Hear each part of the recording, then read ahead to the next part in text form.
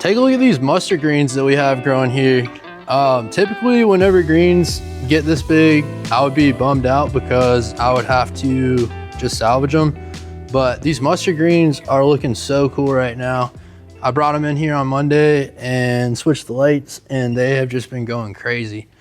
Like I said, typically whenever greens get overgrown, it's a big bummer. You have to throw the greens out. But with these mustard microgreens, when they get overgrown like this, I'm not gonna focus so much on trying to just sell them to any chef.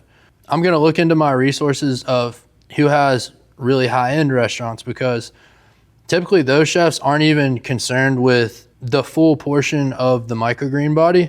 They're just interested in these leaves. So like they would take one of these microgreens, and they wouldn't be worried about the cotyledon leaves or anything like that. Like they just want the actual mustard green leaf. Like, so like in a sushi restaurant, for instance, they're gonna take this leaf and they're gonna put one leaf on each roll.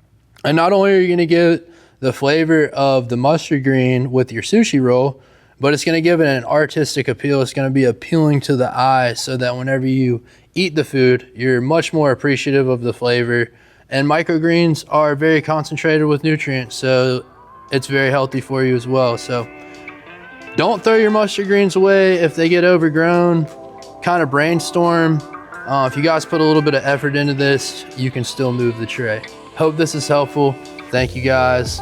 Keep growing your micros.